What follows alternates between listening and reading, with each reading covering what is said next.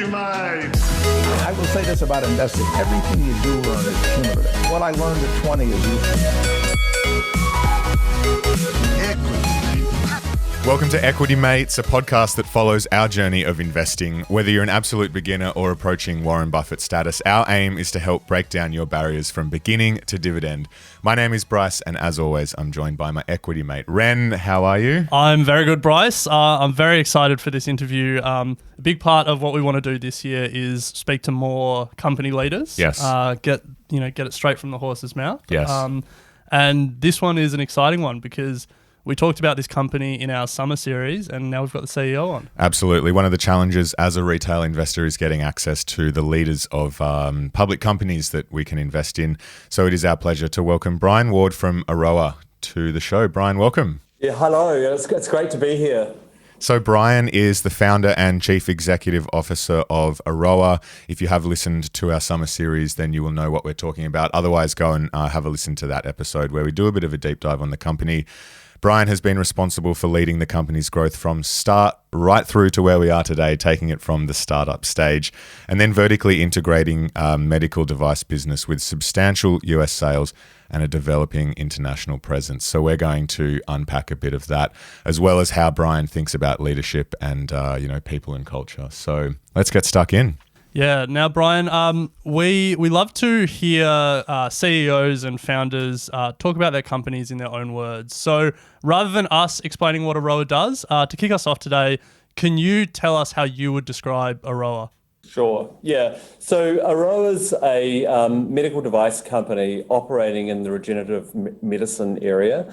And, what we're all about is unlocking this field of regenerative medicine for everybody. So many patients have difficulties in healing after surgery or after they've had complex wounds. And those wounds can be open for many years.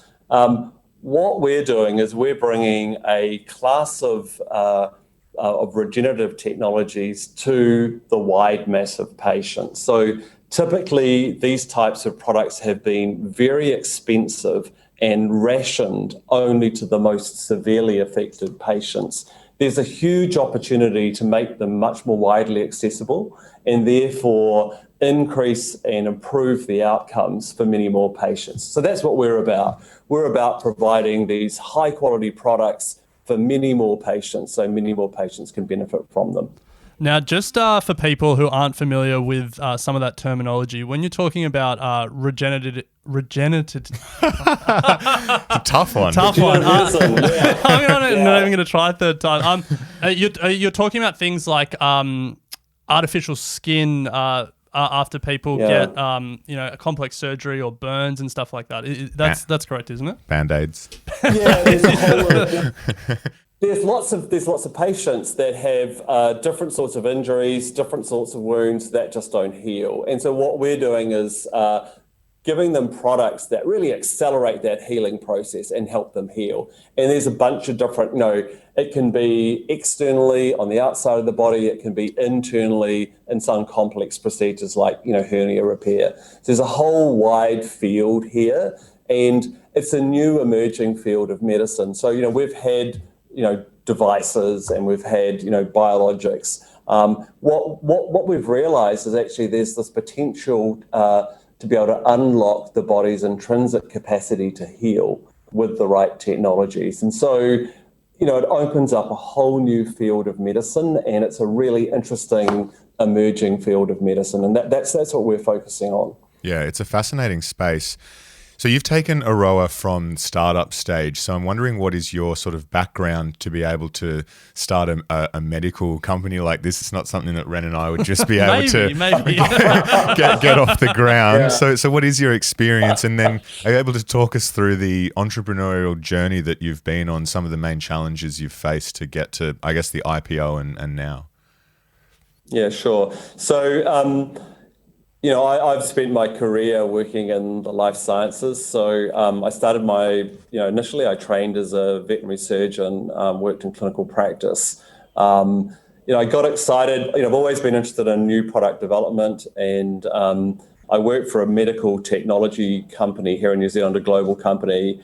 and then just got kind of interested in the industry side of the life sciences. So I've worked in a range of different multinationals, right around the world, starting off in technical roles and then progressing more onto the commercial side of the business. So, I've had experience in a wide range of areas, and that's been a great background to then go and start a company. I'm certainly not a deep expert in any one of those areas, but I've got a general kind of understanding of how this industry works.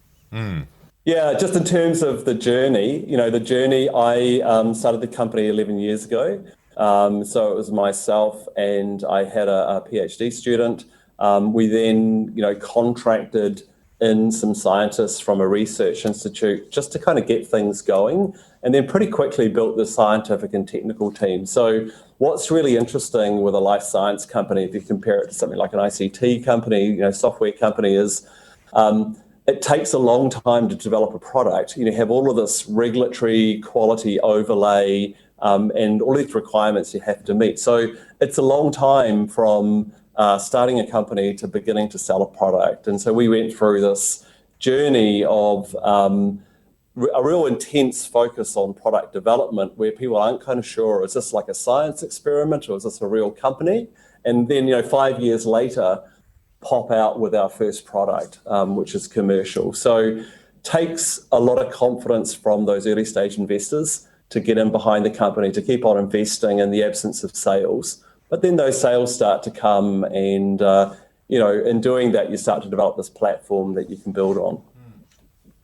So, Brian, as we mentioned, we did this, we looked at Aroa in our summer series, and one of the big things that we took away was the competition that's starting to exist in this regenerative medicine space. I'm going to get there. And so it feels like there's been a big step forward in the treatment of soft tissue injuries and repairing that stuff. And now there's a lot of competitors with slightly different solutions, some synthetic, some organic, but all chasing that big, prize or this big market that exists. So how do you think about your competitors, and I guess how do you think Aroa differentiates themselves from the competitors out there? Yeah, look, you're absolutely right. I mean, there's sort of, I think when there's a good opportunity, you'll get competitors. I mean, that's kind of almost like validation of the opportunity. You sort of think about the different technologies, the different companies and how they participate in this industry. And what you tend to find is that different patients have different needs, and different technologies tend to be better in one area than in another. So the opportunity is enormous. It's not an industry where it's the winner takes all. It's an industry where you'll find several participants that do well. So I think there's space for several players here. There's also space for innovation. And when we look at this space, there's an enormous opportunity for innovation, and there's enormous opportunity to improve patient outcomes. And so, I think in that sense, then you look at the players and you go, well, there's some very large companies, there's some small companies. I think the large companies tend to be slightly less innovative. They tend to be more locked in on those establishing franchises. New emerging companies tend to be much more nimble, much more able to adapt and innovate. And I think there's an opportunity for everyone. I think it's also a market that's going to grow a lot. And so I think there's enormous opportunity for a number of companies to do very well in this space. So when we were looking at some of these competitors, we found it quite funny. A wide array of basis for these products. Some of your products are made from sheep, and then others from cows, some from pigs, some from their own patients' skin cells. We were just wondering, how do you even land upon that? Like, why did you decide sheep was better than cow or pig? Is it just because you're from New Zealand and there's lots of sheep over there? A lot of supply. Yeah, it'd be great to say yes. Yeah. No, look, it's interesting. There's been this whole field has developed a lot over the last 20 years. And so, if you go back 20 years ago, people thought that, you could just use, synthetic products or really simple products to provide this biological function and healing. And so it was all about these pure products being the base of, helping with healing. And the reality is that actually biological materials are this complex mix of molecules that have lots of cues and lots of structural features that allow the body to heal.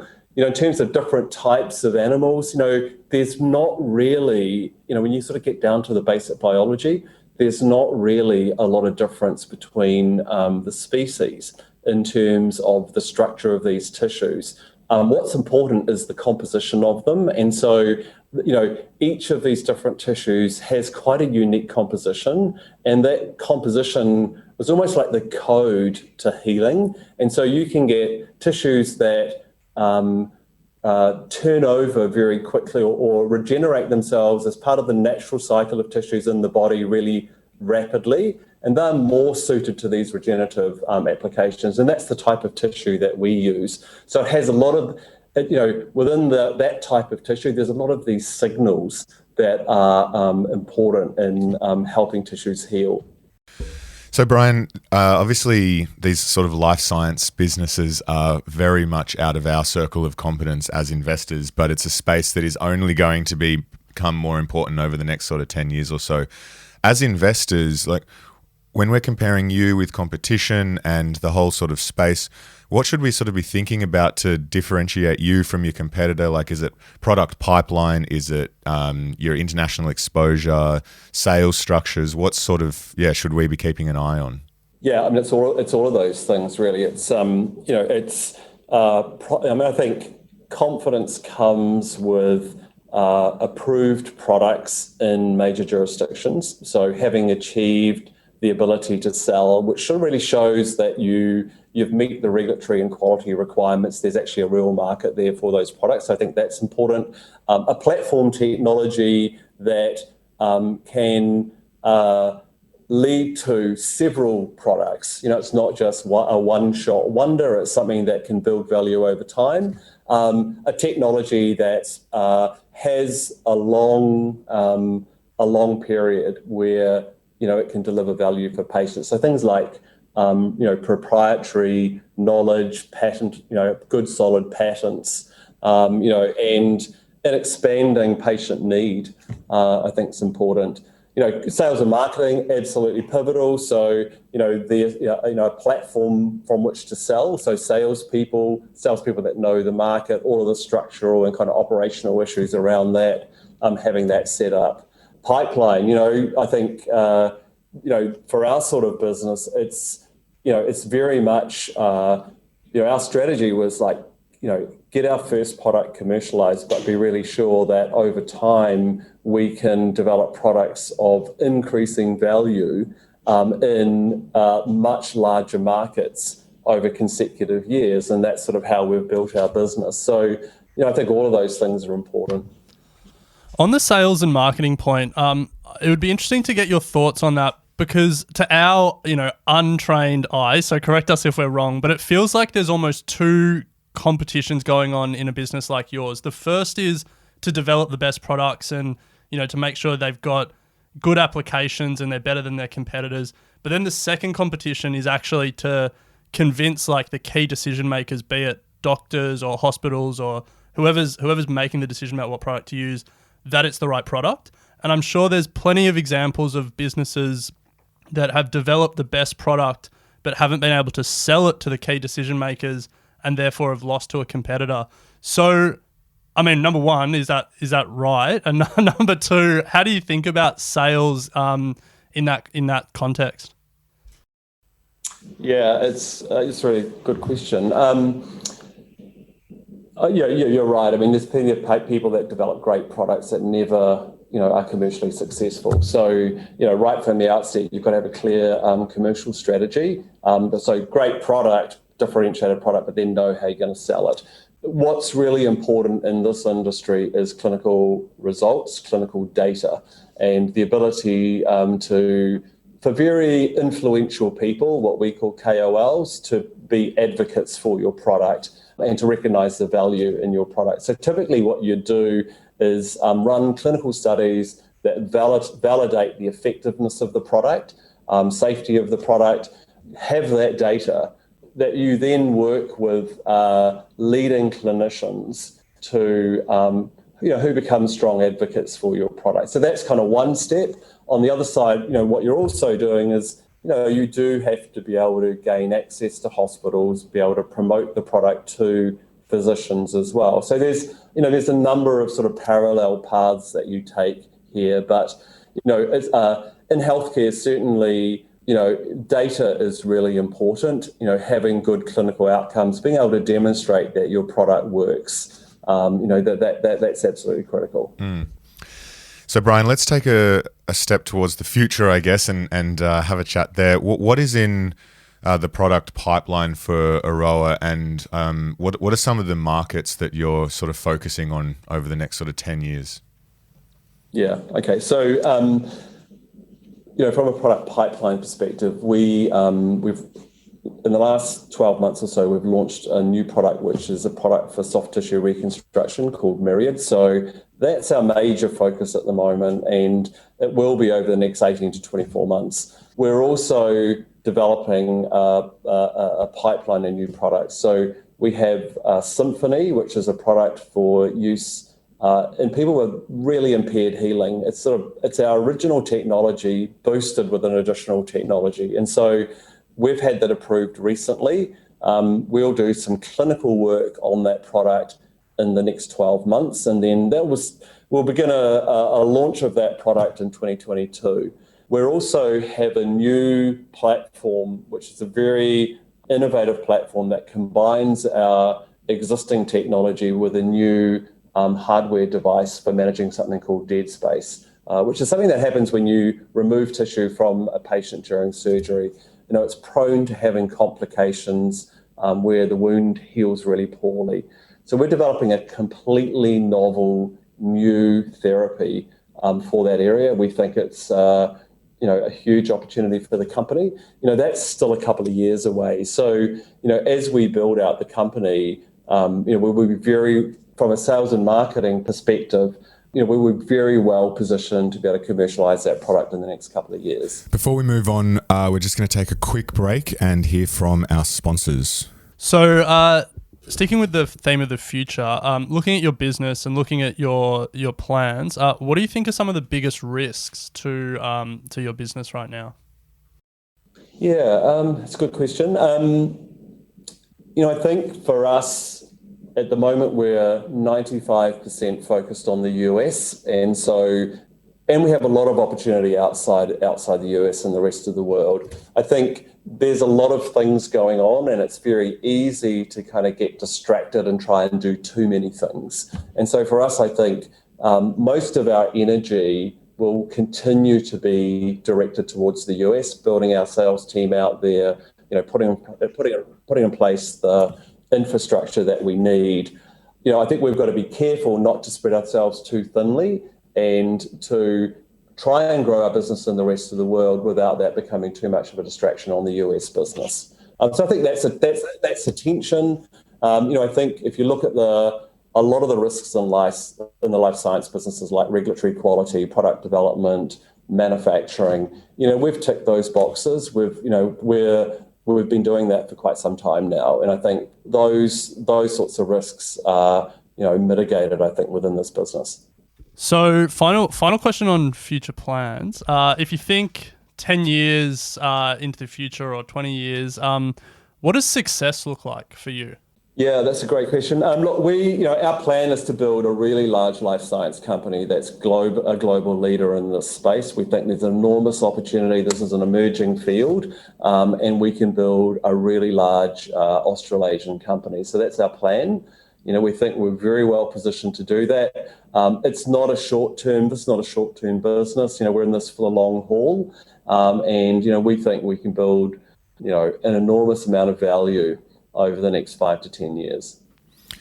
So, Brian, let's move to people and culture, because as we said at the start of the interview, it's one of those really difficult parts for a retail investor to actually get information on, but yet all fund managers generally say understanding management is an incredibly important part. So let's start at the top. How do you think about leadership? Do you have a leadership philosophy as a CEO? Yeah, I mean, I think purpose is really important, and people being bought into the purpose of the company, and people want to get out of bed every day and know that they're doing something that's really important. And I think in our company, we're really clear about that. What we're aiming to do is unlock regenerative healing for everybody. We understand that this is people have very limited access to this technology, and we want to change that. And so I think people here are very motivated by that, not only at a kind of, that sounds like a great idea, but, we see the outcomes that patients have from using our technology and the way that changes their lives. And I think that's incredibly motivating. It helps us all work really hard to make this company successful. So I think purpose, having a really good purpose, everyone working together to collaborate to make that happen is really important. So if you move down from your focus and your philosophy as a CEO to the culture you're trying to build throughout the organization, aside from being purpose driven and working together, are there any key sort of tenets of the culture you're trying to build at Aroa? Yeah, absolutely. Look, we work very hard to make sure that we support and get good ideas, and that we draw people together, and we have a high-performing, challenging environment. So, I think there's, our values are very much around that, working together to get great outcomes and to collaborate to achieve those great outcomes. Now, Brian, we want to thank you for taking the time to join us today. If people want to find out more about Aroa, they can go to the website, or is there anywhere else they should be going? Is there any social media that Aroa is particularly active on? Brian's on Twitter. Yeah, are you personally active on any social media? Yeah, no, I'm not. But we have a LinkedIn account. We have a website, so they're probably great places to go. Now, before we end, I do just want to ask one final question. One thing I've been noticing recently is that the number of New Zealand companies listing on the ASX and doing incredibly well is something to behold. A2 Milk, obviously, Xero. Now, hopefully, Aroa follows in their footsteps. So my final question is, what's going on in New Zealand, and how do we copy it over here in Australia? Oh, well, look, I think you guys, I would say the whole ASX has done really well. And, there is, it's kind of interesting. I think it's becoming more and more one ecosystem. And so, definitely some good things going on here. But look, I think there's a lot of movement between both sides of the Tasman, which I think is fantastic. And, we sort of think we think of Australia being just down the road now. It's so easy. I just think it makes sense. Mm.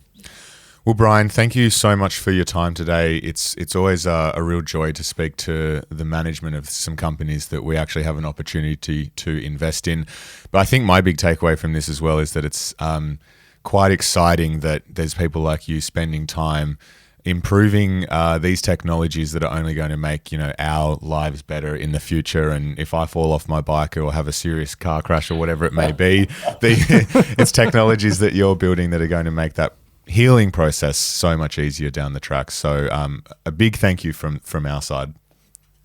Great, thank you. And thanks very much for having me on the show. Our pleasure. Nice one. Thanks, Brian. Thanks for listening to Equity Mates Investing Podcast, a production of Equity Mates Media. Please remember that everything you hear in Equity Mates Investing Podcast is general advice only. The content has been prepared without knowing your personal objectives, specific financial circumstances, or goals. The host of Equity Mates Investing Podcast may maintain positions in the companies discussed. Before considering any investment, please read the product disclosure statement and consider speaking to a licensed financial professional.